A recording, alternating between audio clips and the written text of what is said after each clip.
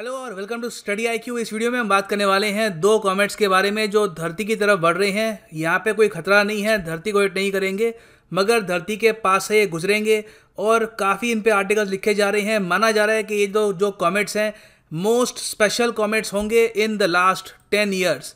तो दो कॉमेट्स हैं यहाँ पे, एक तो है कॉमेट स्वॉन और दूसरा कॉमेट एटलस। और यहाँ पे आप देख पाएंगे ऐसे आर्टिकल्स बहुत लिखे जा रहे हैं।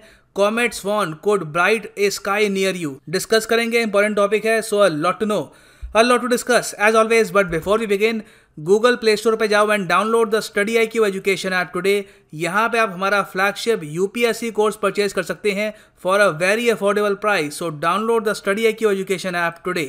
नाउ अप्रैल 2020 से मैं ऐसे आर्टिकल्स देख रहा हूँ। यहाँ पे आप देख पाएंगे फोर्ब्स का आर्टिकल है, all hello comet sworn the best comet in years. कई सालों में सबसे बेहतरीन कॉमेट आने वाला है कॉमेट स्वॉन। और एक्चुअली ये जो एंटिसिपेशन है ठीक भी है, क्योंकि पिछले 10 साल में मेरे हिसाब से इतना ब्यूटीफुल कॉमेट, एक्चुअली दो कॉमेट्स, इतने ब्यूटीफुल दो कॉमेट्स नाइट स्काई में कभी भी नहीं दिखे होंगे। तो अगर हम बात करें कॉमेट स्वॉन की, तो धरती के सबसे नज़दीक ये गुजरेगा 13 मई को। और फिर कॉमेट एटलस जो आज के समय काफ़ी हद तक टूट चुका है, ये धरती के पास से गुजरेगा मई 23, 2020 को। ना सबसे पहले मैं आपको बताता हूँ कि कॉमेट स्वॉन दिखता कैसे है। यहाँ पे आप देख पाएंगे ये चिलीस्कोप टेलीस्कोप की एक बहुत ही अच्छी फोटो है। यहाँ पर आप देख सकते हैं ये है कॉमेट स्वॉन और ये है इसके पीछे इसकी आइकॉनिक टेल। आई थिंक काफ़ी लंबे समय से, काफ़ी दशकों से इस टाइप का कॉमेट एस्ट्रोनॉमर्स ने अंतरिक्ष में नहीं देखा जिसकी इतनी लंबी टेल है और इतना ब्राइट ग्रीन कलर है। ये इसकी एक और इमेज है। सारी image by the way NASA की तरफ से है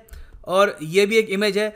आज के समय जो स्पेस को लेकर लोग एंथुजियास्टिक हैं, उन्होंने इस कॉमेट का अलग से ट्विटर पेज ओपन कर रखा है, अलग से फेसबुक पेज है और सोशल मीडिया पे इसको बहुत ही रिलीजियसली लोग फॉलो कर रहे हैं ना। फिर हम देखते हैं यहाँ पर कॉमेट एटलस को, जो काफ़ी हद तक टूट रहा है।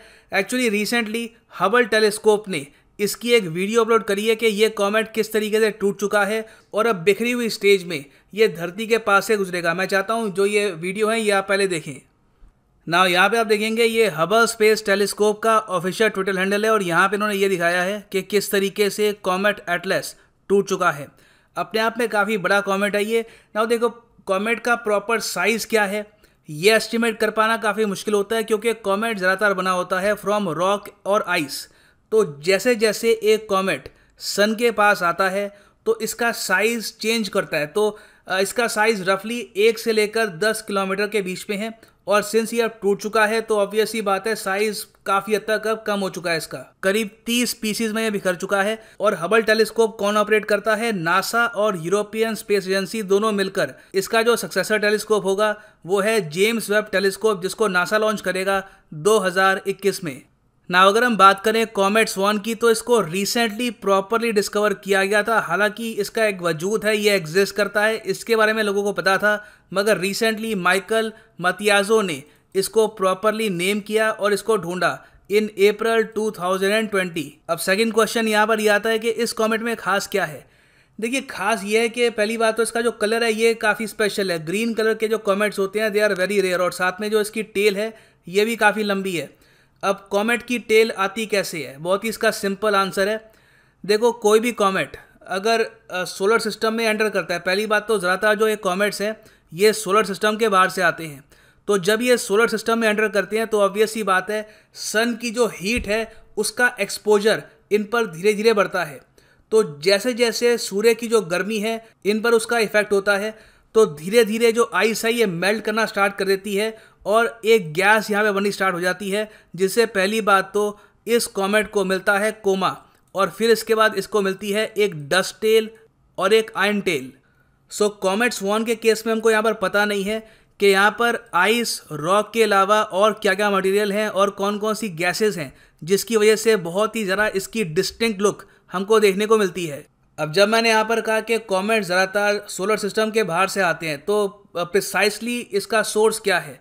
वेल देखो दो लोकेशंस हैं जहाँ से कॉमेट्स आ सकते हैं और दोनों लोकेशन से अलग टाइप के कॉमेट्स आते हैं। फॉर एग्जांपल एक होते हैं लॉन्ग पीरियड कॉमेट्स, मतलब कि जो धरती के आसपास वापस ऑर्बिट करेंगे करीब 200 से ज़्यादा सालों के बाद। फॉर एग्जांपल जो बहुत ही फेमस कॉमेट है हेलीज कॉमेट, ये हर 75 से लेकर 76 ईयर्स में एक बार धरती के पास से गुजरता है और कई कॉमेट्स हैं जो 200 साल लगाते हैं धरती के पास वापस गुजरने में। इसका एक क्लासिक एग्जाम्पल है द ग्रेट कॉमेट ऑफ 1996, जिसका एक और नाम था हयाकू ताके। अब इसको जो टाइटल दिया गया है ग्रेट कॉमेट ऑफ 1996, ये इसलिए दिया गया है क्योंकि 1996 में ये धरती के पास से गुजरा था और ये आप देख पाएंगे, ये इसकी एक इमेज है। कई इमेजेस इसकी मैं यहाँ पे दिखा नहीं पा रहा क्योंकि कॉपीराइटेड है।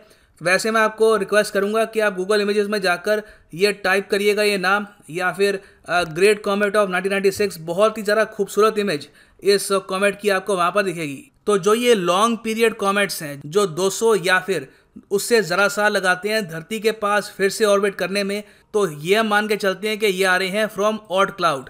और जो शॉर्ट पीरियड कॉमेट्स होते हैं, मतलब कि 80 ईयर्स और 70 ईयर्स में धरती के आसपास गुजरते हैं ये, तो इसको हम मान के चलते हैं कि ये काइपर बेल्ट से आए हैं। काइपर बेल्ट है कहाँ पर, तो यहाँ पे आप देख पाएंगे ये सोलर सिस्टम है, ये सन, मरकरी, वीनस, अर्थ, मार्स।